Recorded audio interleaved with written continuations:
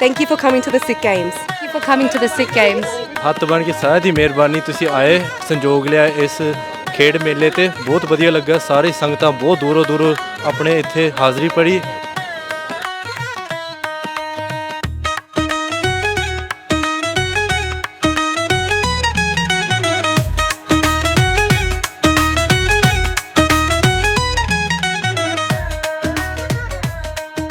ਹਾਂਜੀ ਵੀਰ, ਪਿਆਰ ਭਰੀ ਸਤਿ ਸ਼੍ਰੀ ਅਕਾਲ। ਸਤਿ ਸ਼੍ਰੀ ਅਕਾਲ ਵੀਰ ਜੀ।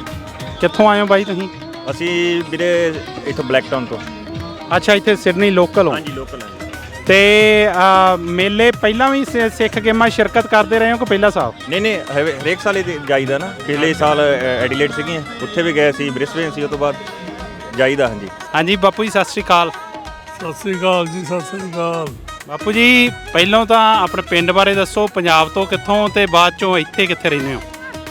ਅਸੀਂ ਇੱਥੇ ਮੋਗੇ ਰਹਿੰਦੇ ਹਾਂ, ਉੱਧਰ ਤਾਂ ਅੱਛਾ ਜੀ, ਪੰਜਾਬ 'ਚ।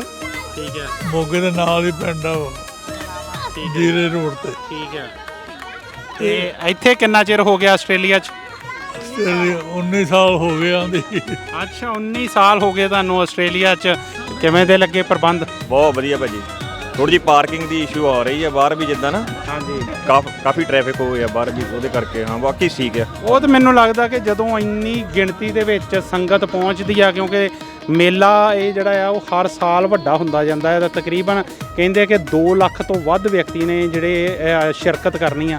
ਤਾਂ ਟ੍ਰੈਫਿਕ ਦੀ ਤਾਂ ਪ੍ਰੋਬਲਮ ਥੋੜ੍ਹੀ ਆਊਗੀ, ਪਰ ਬਾਕੀ ਜਿਸ ਤਰੀਕੇ ਨਾਲ ਹੁਣੇ ਤੁਸੀਂ ਬੱਚਿਆਂ ਦੀਆਂ ਵੀ ਕਬੱਡੀ ਦੀਆਂ ਟੀਮਾਂ ਵੇਖੀਆਂ ਹੋਣੀਆਂ ਆ, ਖੇਡਾਂ ਚੱਲ ਰਹੀਆਂ ਆ, ਸਾਰੇ ਮੈਚ ਚੱਲ ਰਹੇ ਆ, ਕੀ ਕਹਿਣਾ ਚਾਹੋਗੇ? ਭਾਜੀ ਬਹੁਤ ਵਧੀਆ ਲੱਗਾ, ਬੜਾ ਆਨੰਦ ਆਇਆ ਬੱਚਿਆਂ ਦੀ ਦੇਖ ਕੇ ਨਾ। ਟੂਰਨਾਮੈਂਟ ਕਬੱਡੀ ਦਾ ਵੱਡਿਆਂ ਨੂੰ ਤਾਂ ਦੇਖਦੇ ਰਹਿੰਦੇ ਆ, ਜਦੋਂ ਬੱਚਿਆਂ ਦੇਖਦੇ ਆ ਵਧੀਆ ਲੱਗਦਾ। ਹਾਂਜੀ ਹਾਂਜੀ। ਤੇ ਸਿਡਨੀ ਤੋਂ ਤੁਸੀਂ ਕਿ ਕਿਤੇ ਹੋਰ ਕਿਸੇ ਸ਼ਹਿਰ ਤੋਂ ਆਏ ਹੋ? ਸਿਡਨੀ ਤੋਂ ਹੀ ਆ। ਠੀਕ ਹੈ ਜੀ। ਤੇ ਫਿਰ ਤਾਂ ਤੁਸੀਂ ਲਗਾਤਾਰ ਇਹਨਾਂ ਮੇਲਿਆਂ 'ਚ ਤੁਸੀਂ ਪਹਿਲਾਂ ਵੀ ਹਾਜ਼ਰੀ ਭਰਦੇ ਰਹੇ ਹੋਵੋਗੇ। ਹਾਂਜੀ ਹਾਂਜੀ, ਪਹਿਲਾਂ ਵੀ ਇੱਥੇ ਮੇਰੀਆਂ 5 ਬੇਟੀਆਂ ਹੈ। ਅੱਛਾ ਜੀ। 5 ਬੇਟੀਆਂ, ਇੱਕ ਬੇਟਾ ਹੈ। ਹਾਂਜੀ, ਪੰਜੇ ਇੱਥੇ ਸਿਡਨੀ 'ਚ ਹੀ ਰਹਿੰਦੀਆਂ ਹੈ। ਠੀਕ ਹੈ ਜੀ। ਬੇਟਾ ਇੰਸਪੈਕਟਰ ਹੈ ਬੱਸਾਂ 'ਚ, ਅੱਛਾ, ਸਵਰਨਜੀਤ ਸੰਧੂ। ਹਾਂਜੀ। ਤੇ ਮੈਂ ਉਹਦੀ ਮਾਤਾ ਜੀ ਹਾਂ।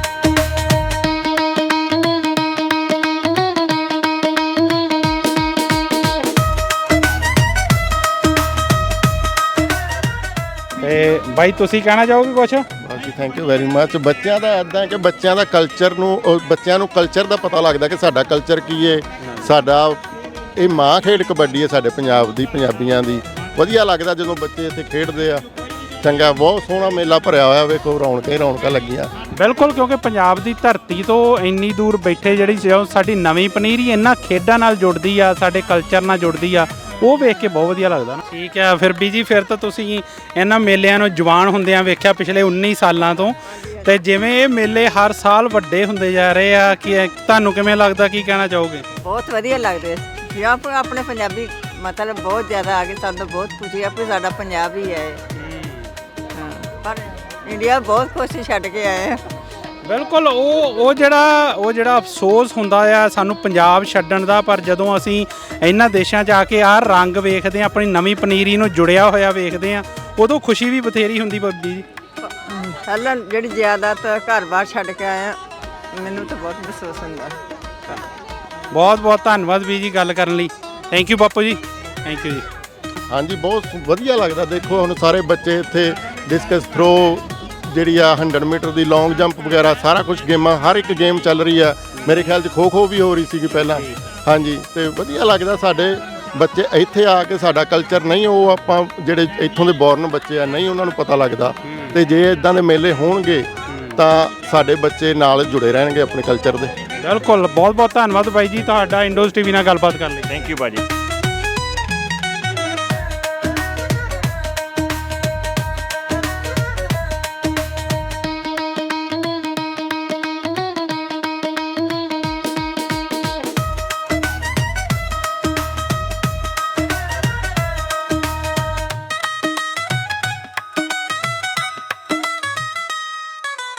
ਹਾਂਜੀ ਬਾਈ ਜੀ, ਪਿਆਰ ਭਰੀ ਸਤਿ ਸ਼੍ਰੀ ਅਕਾਲ। ਸਤਿ ਸ਼੍ਰੀ ਅਕਾਲ ਵੀਰ ਜੀ। ਕਿੱਥੋਂ ਆਏ ਹੋ ਬਾਈ ਜੀ? ਅਸੀਂ ਸਿਡਨੀ ਤੋਂ ਹੀ ਆ ਜੀ। ਅੱਛਾ, ਸਿਡਨੀ ਤੋਂ। ਤੇ ਕਿਵੇਂ ਦਾ ਲੱਗਾ ਮੇਲਾ ਜਿਹੜਾ ਆ? ਇਹ 37ਵੇਂ ਸਾਲ 'ਚ ਪ੍ਰਵੇਸ਼ ਕਰ ਗਿਆ ਤੇ ਹਰ ਸਾਲ ਸੰਗਤ ਵੀ ਵੱਧਦੀ ਜਾਂਦੀ ਆ ਤੇ ਮੇਲੇ ਦਾ ਰੂਪ ਰੰਗ ਵੀ ਬਦਲਦਾ ਜਾਂਦਾ ਆ। ਜੀ, ਬਿਲਕੁਲ। ਕਿਵੇਂ ਦਾ ਲੱਗ ਰਿਹਾ? ਨਹੀਂ, ਬਹੁਤ ਵਧੀਆ ਲੱਗ ਰਿਹਾ ਜੀ। ਸੰਗਤ ਇਕੱਠੀ ਹੋ ਕੇ ਸਾਰੇ ਆਪਣੇ ਇੰਡੀਅਨ ਲੋਕ ਹੀ ਆਏ ਹੋਏ ਆ, ਬੜਾ ਵਧੀਆ ਲੱਗ ਰਿਹਾ। ਸਿੱਖ ਖੇਡਾਂ ਜਿਹੜੀਆਂ ਇਹ ਸਭ ਤੋਂ ਵੱਡਾ ਜਿਹੜਾ ਅਨਿੱਖੜਵਾਂ ਅੰਗ ਆ ਉਹ ਆ ਗੁਰੂ ਬਾਬੇ ਨਾਨਕ ਦਾ ਲੰਗਰ। ਜਿਸ ਤਰੀਕੇ ਨਾਲ 3 ਦਿਨ ਮੇਲਾ ਚੱਲਦਾ, ਉਸੇ ਤਰ੍ਹਾਂ 3 ਦਿਨ ਜਿਹੜਾ ਆ ਅਟੁੱਟ ਲੰਗਰ ਵਰਤਦਾ ਹੈ। ਇੱਥੇ 2 ਲੱਖ ਤੋਂ ਵੱਧ ਸੰਗਤਾਂ ਬਾਪੂ ਜੀ ਹਾਜ਼ਰੀ ਭਰਦੀਆਂ ਆ ਤੇ ਮੈਨੂੰ ਲੱਗਦਾ ਨਹੀਂ ਕਿ ਕੋਈ ਵੀ ਭੁੱਖੇ ਪੇਟ ਇੱਥੋਂ ਜਾਂਦਾ ਹੋਊਗਾ। ਬਿਲਕੁਲ ਜੀ, ਇਹ ਸਾਡੀਆਂ ਜੀ 37ਵੀਆਂ ਸਿੱਖ ਗੇਮਾਂ ਹੋ ਰਹੀਆਂ ਸਾਡੇ ਸਿਟੀ 'ਚ ਤੇ ਬਹੁਤ ਵਧੀਆ ਪਰਫਾਰਮੈਂਸ, ਬੱਚੇ ਵੀ ਆਏ ਆ ਕਰਨ ਵਾਸਤੇ ਤੇ ਖਾਣਾ ਖਾਣ ਦਾ ਪ੍ਰੋਗਰਾਮ ਵੀ ਬਹੁਤ ਸੋਹਣਾ ਬਣਿਆ ਹੋਇਆ। ਹਾਂਜੀ, ਹਰ ਪਾਸੇ ਭੋਜਨ ਲਾਈਨਾਂ ਲੱਗੀਆਂ ਹੋਈਆਂ, ਜੀ ਸੰਗਤਾਂ ਟੁੱਟ ਲੰਗਰ ਵਰਤ ਰਿਹਾ ਗੁਰੂ ਨਾਨਕ ਬਾਬੇ ਦਾ। ਅਸੀਂ ਕੱਲ ਸਵੇਰੇ ਵੀ ਆਏ ਸੀ, ਸਵੇਰ ਤੋਂ ਸ਼ਾਮ ਤਾਈਂ ਉੱਥੇ ਲਾ ਕੇ ਗਏ ਆ। ਅੱਜ ਅਸੀਂ ਲੰਗਰ ਦਾ ਪ੍ਰਬੰਧ ਕੀਤਾ ਸਾਰਾ ਤੇ ਬਹੁਤ ਵਧੀਆ ਚੱਲ ਰਿਹਾ। ਬਹੁਤ ਬਹੁਤ ਧੰਨਵਾਦ ਬਾਪੂ ਜੀ, ਥੈਂਕ ਯੂ ਜੀ। ਸੋ ਤੁਸੀਂ ਦੇਖ ਸਕਦੇ ਹੋ ਕਿ ਕਿਸ ਤਰੀਕੇ ਨਾਲ ਪਹਿਲੋਂ ਇੱਧਰ ਚਾਹ ਪਕੌੜਿਆਂ ਦਾ ਲੰਗਰ ਚੱਲਦਾ ਰਿਹਾ ਆ ਸਾਰਾ ਦਿਨ। ਸਵੇਰ ਤੋਂ 7 ਵਜੇ ਤੋਂ ਮੈਨੂੰ ਲੱਗਦਾ ਕਿ ਇਹ ਲੰਗਰ ਸ਼ੁਰੂ ਹੋ ਜਾਂਦਾ ਆ ਤੇ ਇਹ ਸਾਰਾ ਦਿਨ ਇਸੇ ਤਰ੍ਹਾਂ ਨਿਰੰਤਰ ਚੱਲਦਾ ਆ। ਖਿਡਾਰੀਆਂ ਦੀਆਂ ਇੱਥੇ ਜਿਹੜੀਆਂ ਲਾਈਨਾਂ ਅਲੱਗ ਲੱਗੀਆਂ ਜਾਂਦੀਆਂ। ਬਹੁਤ ਸੋਹਣੇ ਪ੍ਰਬੰਧ ਨਾਲ ਇਹ ਲੰਗਰ ਜਿਹੜਾ ਬੜੇ ਸੁਚਾਰੂ ਢੰਗ ਨਾਲ ਚਲਾਇਆ ਜਾਂਦਾ। ਸੋ ਇਹਨਾਂ ਖੇਡਾਂ ਦੀ ਖੂਬਸੂਰਤੀ ਇਹੀ ਆ ਕਿ ਬਾਬੇ ਨਾਨਕ ਦਾ ਜਿਹੜਾ ਲੰਗਰ ਆ ਉਹ ਇਸ ਖੇਡਾਂ ਦਾ ਨਿਖੜਵਾਂ ਅੰਗ ਆ। ਤੁਸੀਂ ਦੇਖਦੇ ਰਹੋ ਇੰਡੋਜ਼ ਟੀਵੀ ਆਸਟ੍ਰੇਲੀਆ ਤੇ ਅਸੀਂ ਇਸ ਮੇਲੇ ਤੇ ਹਰੇਕ ਰੰਗ ਤੁਹਾਡੇ ਤੱਕ ਲੈ ਕੇ ਪਹੁੰਚਦੇ ਰਹਾਂਗੇ। ਧੰਨਵਾਦ।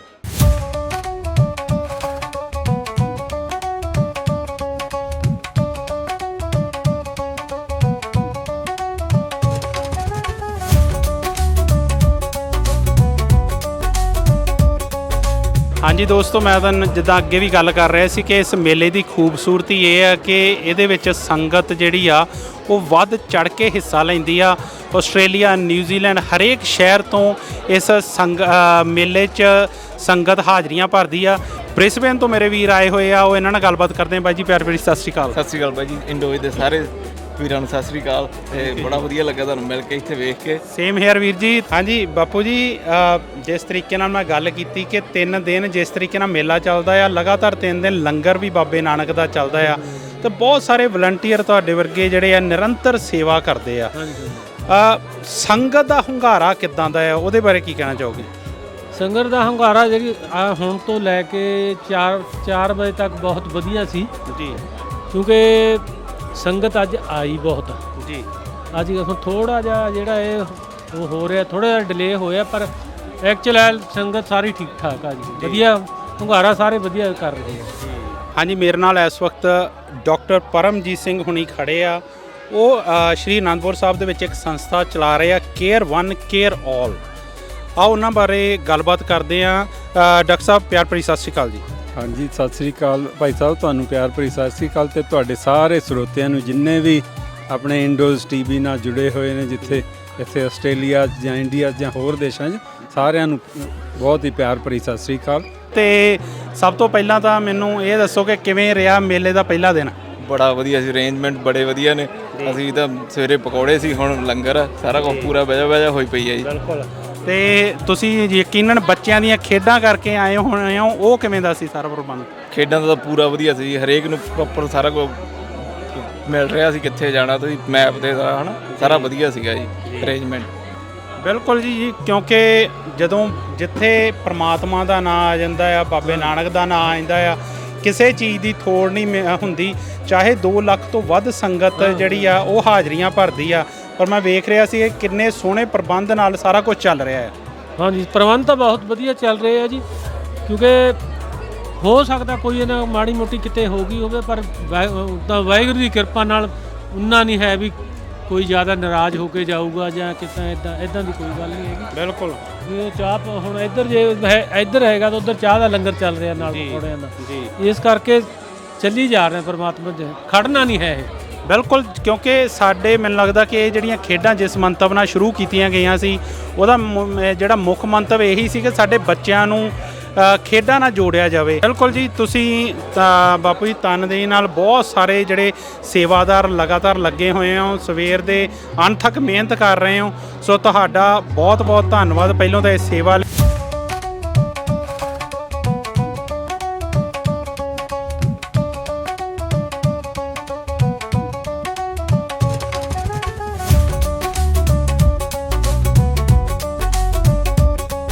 ਕਬੱਡੀ ਦੇ ਵੀ ਮੈਚ ਜਿਹੜੇ ਆ ਛੋਟੇ ਬੱਚਿਆਂ ਨੇ ਖੇਡੇ, ਸਹੀ ਗੱਲ ਉਹ ਸਾਰਾ ਕੁਝ ਵੇਖ ਕੇ ਬਹੁਤ ਵਧੀਆ ਲੱਗਿਆ। ਸਹੀ ਗੱਲ ਆ, ਕਬੱਡੀ ਦੇ ਨਿੱਕੇ ਨਿੱਕੇ ਮੇਰੇ ਹਿਸਾਬ ਨਾਲ ਅੰਡਰ 11 ਦੇ ਹੀ ਸੀਗੇ ਬੱਚੇ ਜਿਹੜੇ ਖੇਡਦੇ ਸੀਗੇ, ਤੇ ਗੁੱਡੀਆਂ ਵੀ ਸੀਗੀਆਂ ਆਪਣੀਆਂ ਨਿੱਕੀਆਂ, ਉਹ ਵੀ ਖੇਡਦੀਆਂ ਪਈਆਂ। ਵਧੀਆ ਲੱਗਿਆ ਉਹ ਵੇਖ ਕੇ, ਕੁੜੀਆਂ ਵੀ ਆ ਗਈਆਂ ਮੂਹਰੇ ਚੱਲ ਕਬੱਡੀ 'ਚ ਨਾ, ਨਿੱਕੇ ਇੱਥੋਂ ਦਾ ਸਪੈਸ਼ਲੀ ਇੱਥੋਂ ਦੇ ਬੋਰਨ ਨਾ ਉਹ ਨਾ।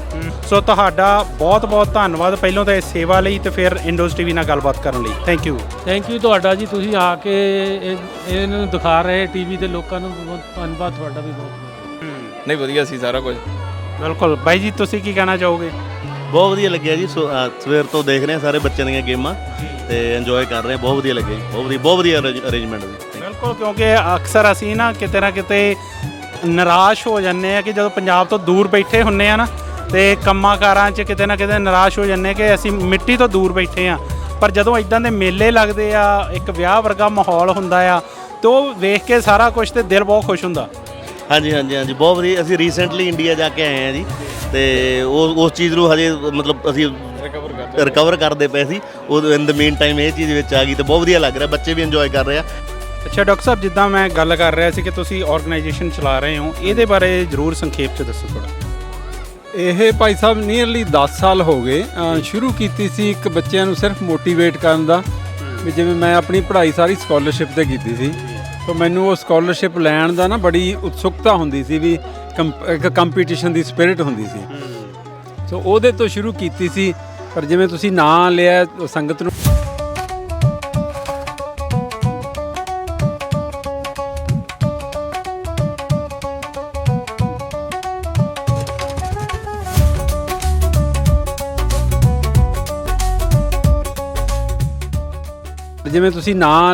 ਸੰਗਤ ਨੂੰ ਵੀ ਮੇਰਾ ਖਿਆਲ ਆ ਇਸ ਬਾਰੇ ਪਤਾ ਵੀ ਕੇਅਰ ਵਨ ਕੇਅਰ ਆਲ, ਵੀ ਜਿਵੇਂ ਜਦੋਂ ਸ਼ੁਰੂ 'ਚ ਇਹ ਸੰਸਥਾ ਬਣਾਉਣ ਦਾ ਸੋਚਿਆ ਨਾ, ਇੰਡੀਵਿਜੂਅਲ ਤੋਂ ਉੱਠ ਕੇ ਵੀ ਕੇਅਰ ਵਨ, ਚਲੋ ਬਾਲੇ ਵੱਡੇ ਨਹੀਂ ਆਪਾਂ ਕੰਮ ਕਰ ਸਕਦੇ, ਕੇਅਰ ਵਨ ਕਿਸੇ ਇੱਕ ਦੀ ਤਾਂ ਬਾਂਹ ਫੜੀਏ।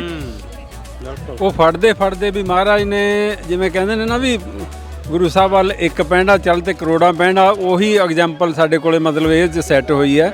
ਵੀ ਅੱਜ ਹੁਣ ਲਗਭਗ 2014 ਸ਼ੁਰੂ ਕੀਤੀ ਸੀ, ਤੇ ਹੁਣ ਲਗਭਗ ਹਰੇਕ ਸਾਲ ਮਤਲਬ ਵੱਧਦਾ ਹੁਣ ਪਿਛਲੇ ਸਾਲ ਦਾ ਡਾਟਾ ਸੀ ਵੀ ਲਗਭਗ 30,000 ਬੰਦਾ, ਕੋਈ ਬੱਚਾ, ਬੀਬੀ, ਫੈਮਲੀਜ਼ ਇਸ ਮਤਲਬ ਜਿਹੜੀ ਸੰਸਥਾ ਹੈ ਇਹ ਤੋਂ ਮਤਲਬ ਫਾਇਦਾ ਉਠਾ ਲੈਂਦੇ ਨੇ, ਜਿਹਦੇ 'ਚ ਬੱਚਿਆਂ ਵਾਸਤੇ ਜਿਹੜੇ ਲੋੜਵੰਦ ਪਰਿਵਾਰਾਂ ਦੇ ਨੇ। ਅੱਛਾ, ਇੱਕ ਗੱਲ ਮੈਂ ਕਹਿਣੀ ਚਾਹੁੰਦਾ ਹਾਂ ਕਿ ਸੰਸਥਾਵਾਂ ਕਈ ਹੁੰਦੀਆਂ ਨੇ, ਪਰ ਜਿਹੜਾ ਕੇਅਰ ਵਨ ਕੇਅਰ ਆਲ ਗਰੁੱਪ ਦਾ ਫੋਕਸ ਹੈ ਉਹ ਹੈ ਪੂਰੈਸਟ ਆਫ ਪੂਅਰ, ਵੀ ਜਿਨ੍ਹਾਂ ਨੂੰ ਮਤਲਬ ਉਹਨੂੰ ਥੋੜ੍ਹੇ ਜਿਹੇ ਸਹਾਰੇ ਦੀ ਲੋੜ ਹੈ, ਉਹ ਥੋੜ੍ਹਾ ਸਹਾਰਾ ਦੇ ਕੇ ਕਿਵੇਂ ਆਪਾਂ ਉਠਾ ਸਕਦੇ ਹਾਂ। ਜਿਸ ਤਰ੍ਹਾਂ ਇਹਦੇ 'ਚ ਹੁਣ ਜਿਵੇਂ ਉਪਰਾਲੇ ਨੇ, ਉਹਦਾ ਮੈਂ ਤੁਹਾਨੂੰ ਦੱਸ ਦਿੰਦਾ ਵੀ ਕੀ ਸੇਵਾਵਾਂ ਮਤਲਬ ਚੱਲ ਰਹੀਆਂ ਨੇ। ਕੱਲਾ ਅਨੰਦਪੁਰ ਸਾਹਿਬ ਨਹੀਂ, ਕਈ ਹੋਰ ਇਲਾਕਿਆਂ ਵਿੱਚ ਵੀ ਹੈ। ਮੇਨ ਜਿਹੜਾ ਫੋਕਸ ਹੈ ਉਹ ਅਨੰਦਪੁਰ ਸਾਹਿਬ ਦਾ, ਜਿਹੜਾ ਉੱਥੋਂ ਨੇੜੇ ਤੇੜੇ ਦਾ ਜਿਹੜਾ ਪੰਜਾਬ ਤੇ ਹਿਮਾਚਲ ਦਾ ਏਰੀਆ ਨਾ, ਚੰਗਰ ਦਾ ਏਰੀਆ ਕਹਿੰਦੇ ਨੇ, ਚੰਗਰ ਦਾ ਏਰੀਆ ਬੜਾ ਲੋ ਇਕਨੋਮਿਕ ਬੈਕਗਰਾਊਂਡ ਦਾ ਏਰੀਆ, ਤੇ ਉੱਥੇ ਸੇਵਾਵਾਂ ਚੱਲ ਰਹੀਆਂ ਨੇ। ਨਾਲ ਆਏ ਅਸੀਂ ਮੈਲਬਨ ਤੋਂ ਆਏ ਹਾਂ ਜੀ। ਹਾਂਜੀ। ਅੱਛਾ, ਤੁਸੀਂ ਮੈਲਬਨ ਤੋਂ ਆਏ ਹੋ, ਠੀਕ ਆ। ਤੁਸੀਂ ਵੀ ਬੱਚਿਆਂ ਦੀਆਂ ਗੇਮਾਂ ਕਰਕੇ ਆਏ ਹੋ? ਹਾਂਜੀ। ਸੋ ਦੋਸਤੋ, ਜਿਸ ਤਰੀਕੇ ਨਾਲ ਤੁਸੀਂ ਦੇਖ ਸਕਦੇ ਹੋ ਕਿ ਇਹ ਵੀਰ ਬ੍ਰਿਸਬੇਨ ਤੋਂ ਆਏ ਆ, ਨਾਲ ਬਾਈ ਹੁਣੀ ਮੈਲਬਨ ਤੋਂ ਆਏ ਆ। ਨਿੱਕੇ ਬੱਚੇ ਜਿਹੜੇ ਆ ਉਹ ਖੇਡਾਂ 'ਚ ਸ਼ਿਰਕਤ ਕਰਨ ਲਈ ਆਏ ਆ। ਸੋ ਜਿਹੜੀ ਸਾਡੀ ਬੱਚਿਆਂ ਨੂੰ ਖੇਡਾਂ ਦੀ ਚੰਗਾਰੀ ਆ, ਉਹ ਜਿਹੜੀਆਂ ਸਿੱਖ ਖੇਡਾਂ ਆ, ਉਹਦੇ ਵਿੱਚ ਉਹ ਚਿੰਨ੍ਹ ਜਗਾਉਣ ਦੇ ਵਿੱਚ ਬਹੁਤ ਵੱਡਾ ਹਿੱਸਾ ਜਿਹੜਾ ਆ, ਅਹਿਮ ਰੋਲ ਪਲੇ ਕਰਦੀਆਂ ਬਾਈ ਜੀ। ਸਹੀ ਗੱਲ ਆ। ਤੇਗਵੀਰ ਉਹ ਨਾਰਮਲੀ ਉੱਥੇ ਖੇਡਦਾ ਗੋਰਿਆਂ ਦੇ ਕਲੱਬ 'ਚ, ਪਰ ਸਿੱਖ ਗੇਮਾਂ ਕਰਕੇ ਕਹਿੰਦਾ ਨਹੀਂ ਮੈਂ ਇਹਦੇ 'ਚ ਵੀ ਖੇਡਣਾ, ਤੇ ਇਹਨੇ ਇਹ 'ਚ ਵੀ ਭਾਗ ਲਿਆ ਤੇ ਇਹਨੂੰ ਵਧੀਆ ਲੱਗਿਆ। ਸਗੋਂ ਤੇ ਸਵੇਰ ਤੋਂ 2 ਮੈਚ ਖੇਡ ਚੁੱਕਿਆ, ਤੇ ਹੁਣ ਮੇ ਵੀ ਟੁਮਾਰੋ ਵੀ ਖੇਡੂਗਾ। ਬਿਲਕੁਲ। ਸੋ ਤੁਹਾਡਾ ਬਾਈ ਜੀ ਬਹੁਤ ਧੰਨਵਾਦ ਸਾਰਿਆਂ ਦਾ ਇੰਡੋਜ਼ ਟੀਵੀ ਨਾਲ ਗੱਲਬਾਤ ਕਰਨ ਲਈ, ਤੇ ਆਪਾਂ ਫਿਰ ਤੁਸੀਂ ਜੁੜੇ ਰਹੋ ਇੰਡੋਜ਼ ਟੀਵੀ। ਬਿਲਕੁਲ ਡਾਕਟਰ ਸਾਹਿਬ, ਜਿੱਦਾਂ ਤੁਸੀਂ ਕਹਿ ਰਹੇ ਸੀ ਕਿ ਜਿਹੜੇ ਸਭ ਤੋਂ ਗਰੀਬ ਹੁੰਦੇ, ਜਿਨ੍ਹਾਂ ਨੂੰ ਕੋਈ ਸਹਾਰਾ ਨਹੀਂ ਮਿਲਦਾ, ਤੁਸੀਂ ਉਹਨਾਂ ਦੀ ਬਾਂਹ ਫੜਨ ਦੀ ਕੋਸ਼ਿਸ਼ ਕਰਦੇ ਹੋ। ਸਾਡੇ ਤੇ ਗੁਰੂ ਦਾ ਫਲਸਫਾ ਵੀ ਇਹ ਆ ਕਿ ਗਰੀਬ ਦਾ ਮੂੰਹ ਗੁਰੂ ਦੀ ਗੋਲਕ। ਤੇ ਜਿੱਦਾਂ ਤੁਸੀਂ ਦੱਸ ਰਹੇ ਹੋ ਕਿ 30,000 ਤੋਂ ਵੱਧ ਜਿਹੜੇ ਵਿਅਕਤੀ ਆ ਇਸ ਤੋਂ ਲਾਭ ਲੈ ਚੁੱਕੇ ਆ ਜਾਂ ਲੈ ਰਹੇ ਆ, ਜੁੜ ਚੁੱਕੇ ਆ। ਸੋ ਕਿਸ ਤਰੀਕੇ ਨਾਲ ਤੁਸੀਂ, ਕਿਉਂਕਿ ਇਹ ਵੀ ਬਹੁਤ ਵੱਡੀ ਸੇਵਾ ਆ, ਜਿਸ ਤਰੀਕੇ ਨਾਲ ਲੰਗਰ ਚੱਲ ਰਿਹਾ, ਇਹ ਵੀ ਇੱਕ ਤਰ੍ਹਾਂ ਦਾ ਲੰਗਰ ਆ ਜਿਹੜਾ ਤੁਸੀਂ ਕਿਸੇ ਗਰੀਬ ਦੀ ਬਾਂਹ ਫੜਦੇ ਹੋ। ਸੋ ਉਹ ਸੇਵਾਵਾਂ ਕਿਸ ਤਰੀਕੇ ਦੀਆਂ, ਉਹ ਜਿਹਦੇ ਬਾਰੇ ਜ਼ਰੂਰ ਦੱਸੋ।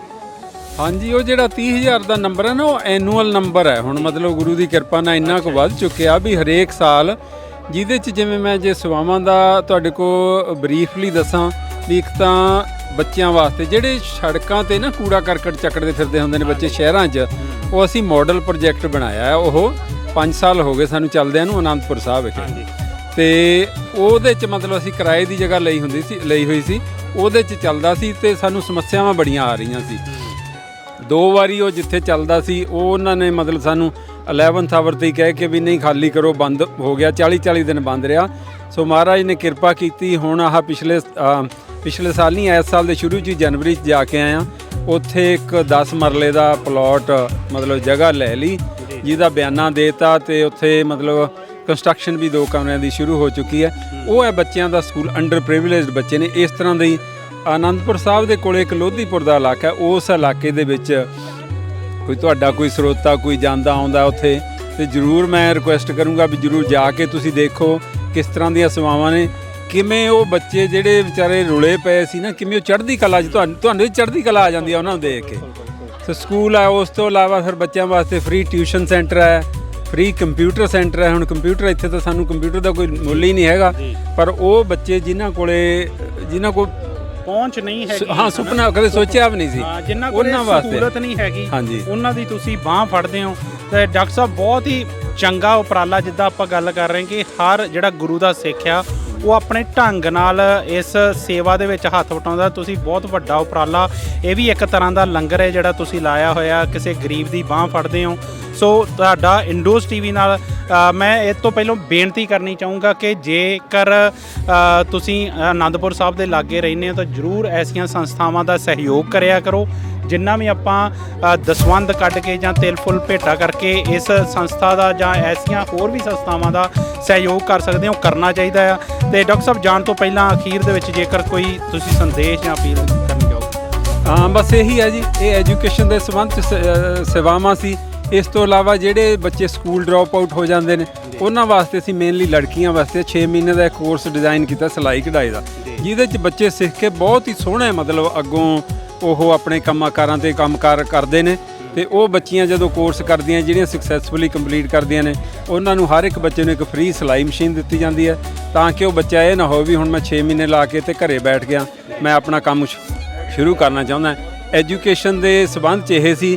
ਇੱਕ ਜਿਵੇਂ ਮੈਂ ਤੁਹਾਨੂੰ ਦੱਸਿਆ ਸਕਾਲਰਸ਼ਿਪ ਤੋਂ ਗੱਲ ਸ਼ੁਰੂ ਹੋਈ ਸੀ, ਲਗਭਗ 100 ਸਕੂਲਾਂ 'ਚ 100 ਬੱਚਿਆਂ ਨੂੰ ਸਕਾਲਰਸ਼ਿਪ ਦਿੱਤਾ। 100 ਸਕੂਲਾਂ ਦਾ ਘੇਰਾ ਸਾਡੇ ਕੋਲ ਹੈਗਾ, ਉਹਨਾਂ 'ਚ ਸਾਰਿਆਂ 'ਚ ਉਹਦੇ 'ਚ ਕ੍ਰਾਈਟੇਰੀਆ ਵੀ 80% ਬੱਚੇ ਦੇ ਨੰਬਰ, ਪਹਿਲਾਂ ਤਾਂ ਬੱਚੇ ਨੂੰ ਉੱਥੇ ਮੋਟੀਵੇਟ ਕਰਨਾ ਵੀ ਤੁਸੀਂ ਅੱਗੇ ਵਧਣਾ। ਜਿਹੜੇ 70 65 70 ਤੇ ਵੀ ਖੜੇ ਹੁੰਦੇ ਨਾ, ਉਹ ਵੀ ਕੋਸ਼ਿਸ਼ ਕਰਦੇ ਨੇ ਵੀ ਅੱਗੇ ਆਵਾਂ, ਵੀ ਮੈਂ ਸਕਾਲਰਸ਼ਿਪ ਲੈਣਾ।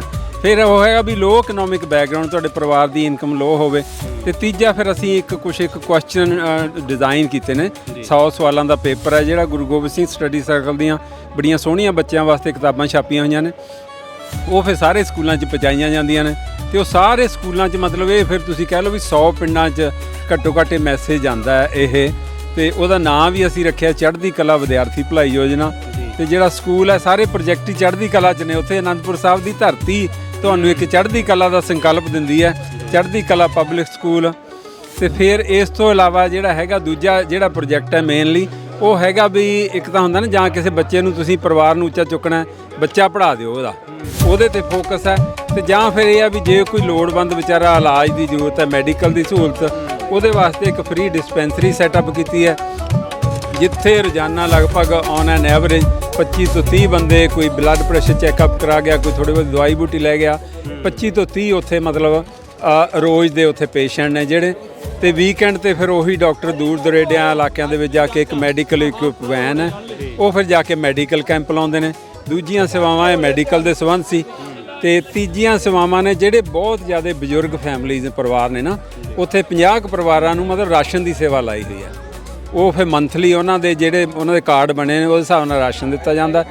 ਸੋ ਇਹ ਸਾਰੀਆਂ ਸੇਵਾਵਾਂ ਨੇ। ਤੇ ਸੰਗਤ ਨੂੰ ਰਿਕੁਐਸਟ ਇਹੀ ਹੈ ਵੀ ਸੇਵਾਵਾਂ ਇਹ ਨਿਰੰਤਰ ਚੱਲ ਰਹੀਆਂ ਨੇ, ਸੰਗਤ ਦਾ ਬਹੁਤ ਸਹਿਯੋਗ ਹੈ।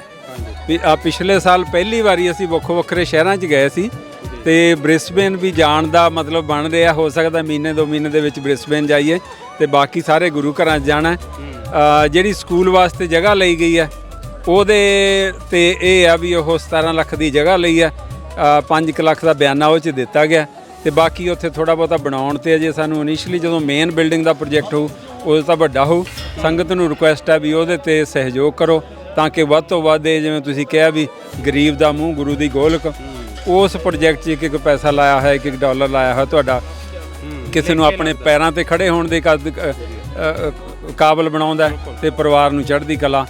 ਇਹੀ ਸੀ ਬੇਨਤੀ ਵੀ ਵੱਧ ਤੋਂ ਵੱਧ ਫੇਸਬੁੱਕ ਦਾ ਪੇਜਬੁੱਕ ਹੈ ਤੇ ਇੰਸਟਾਗ੍ਰਾਮ ਦਾ ਕੇਅਰ 1 ਕੇਅਰ ਆਲ ਗਰੁੱਪ, ਉੱਥੋਂ ਤੁਸੀਂ ਚੈੱਕ ਕਰੋ, ਲਾਈਕ ਕਰੋ ਤੇ ਆਪਣੇ ਸੱਜਣਾ ਮਿੱਤਰਾਂ ਨਾਲ ਸ਼ੇਅਰ ਕਰੋ ਤਾਂ ਕਿ ਜਿਹੜੇ ਸਹਿਯੋਗ ਦੇਣਾ ਚਾਹੁੰਦੇ ਨੇ ਉਹਨਾਂ ਤੱਕ ਵੀ ਮੈਸੇਜ ਪਹੁੰਚ ਸਕੇ, ਜੇ ਕਿਸੇ ਨੂੰ ਲੋੜ ਹੈ ਤੇ ਉਹਦੇ ਤੱਕ ਵੀ ਮੈਸੇਜ ਪਹੁੰਚ ਸਕੇ।